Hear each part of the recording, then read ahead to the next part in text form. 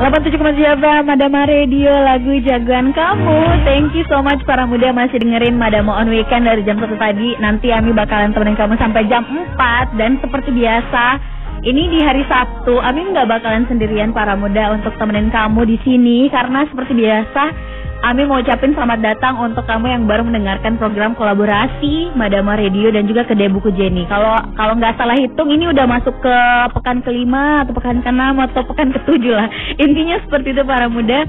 Dan sekarang, walaupun kayak teman-teman dari Kedai Buku Jenny kayaknya lagi sibuk semua ya, yang diundang malah teman yang lainnya, but it's okay para muda, karena hari ini kayaknya kita bakalan hal yang berat ya, bahas hal ya berat nggak juga sih, mungkin ini tergantung pandangan masing-masing lagi, tapi langsung aja deh kita kenalan sama yang udah datang hari ini. Halo. Dah. Oh, coba lagi halo. Halo, para muda. Halo, apa kabar? Alhamdulillah baik. Wah, boleh kenalan dulu dong. Ini Alfian bener ya? Ya, nama Alfian. Alfian dari ISM ya? Ya, Institut Sastra Makassar. Wah, ini anak pertama kali nih para muda anak ISM mampir ke Madama Radio ya. Tapi sebelum kita bahas tentang buku, hari ini kita bahas tentang buku para muda, kita mungkin kenalan sedikit-sedikit dulu tentang ISM. Mungkin ada juga yang baru dengar pertama kali, ini institut kampusnya di mana? Benar ya? Iya, betul. Jadi boleh dijelasin ISM sendiri nih, Alfian, seperti apa bentuknya? Jadi sebetulnya Institut Sastra Makassar itu sekolah kepenulisan gitu di Makassar pada tahun 2018, dan biasa kelas-kelasnya di kata kerja lebih banyak. Dan ya baru berjalan sekitar 2 tahunan gitu. Oke.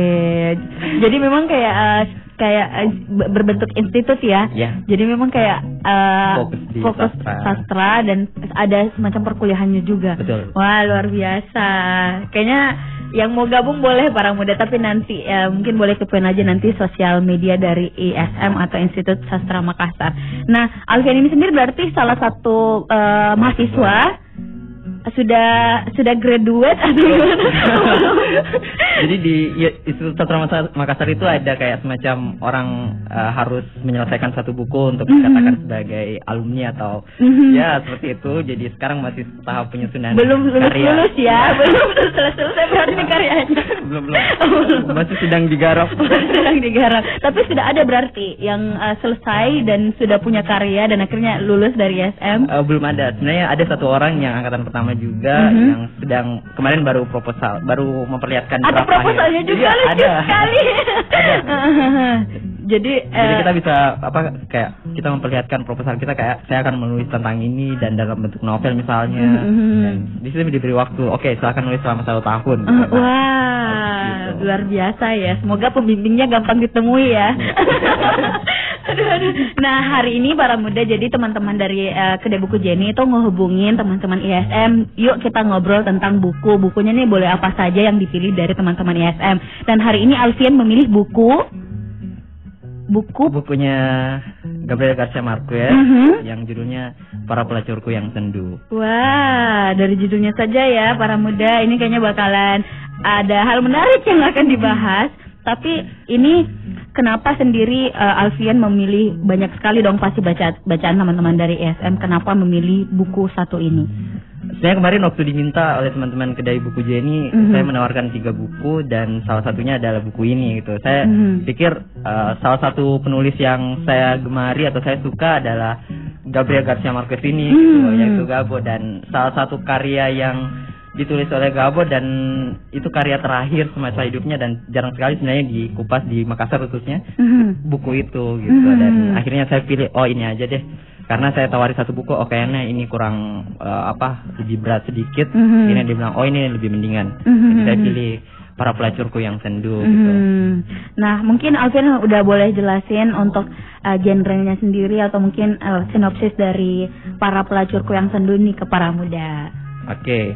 Sebenarnya buku itu adalah novel, lebih tepatnya novela gitu, novel pendek yang ditulis oleh Gabriel Garcia Marquez. Ini saya sebutnya saja sebagai Gabo ya. Sebenarnya ini penulis dari Kolombia yang sebenarnya akrab disebut sebagai Gabo. Jadi panggilannya Gabo. Sebenarnya Gabo ini menulis di akhir hidupnya tentang buku ini, lalu kemudian diterjemahkan ke dalam bahasa Indonesia oleh Anis Manto, lalu terbit di penerbit Circa kalau tidak salah ya, penerbit Circa. Dan beberapa novel yang lain sebetulnya jika teman-teman jika para muda tidak merasa asing dengan 100 tahun kesunyian, tentu teman-teman harus baca buku ini gitu. Karena buku yang lain yang juga diterjemahkan diantaranya adalah Love in the Time of Cholera, itu juga salah satunya juga kisah-kisah penculikan diterjemahkan juga ke dalam bahasa Indonesia gitu. Sedangkan sebetulnya secara umum novel ini berkisah tentang, kalau misalnya saya bacakan sinopsisnya ya, saya bacakan. Adakah usia tertentu untuk jatuh cinta? Itu pertanyaan dalam sinopsisnya. Lalu dijawab setelah masa mudanya yang diisi dengan malam-malam bersama pelacur, ia kini seorang wartawan senior dan kritikus musik terhormat. Kemudian sehari sebelum hari ulang tahunnya yang ke-90, ada sebuah ilham kurang ajar yang tiba-tiba merasukinya. Ilham itu seperti berasal dari Tuhan dan dia kemudian memilih jalan itu, lalu kemudian jalan itulah yang kemudian mengantarkannya pada satu jalan hidup, yakni ia jatuh cinta di umur 90 tahun gitu.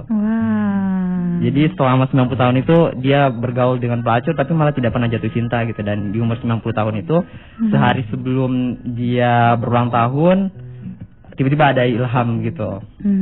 Dan ya teman-teman bisa membaca, para muda bisa membaca kalimat pertama di buku itu kurang lebih seperti ini. Pada usiaku yang ke-90, ingin kuhadiahi diriku sendiri dengan satu malam yang berluapan cinta liar bersama seorang perawan dewasa.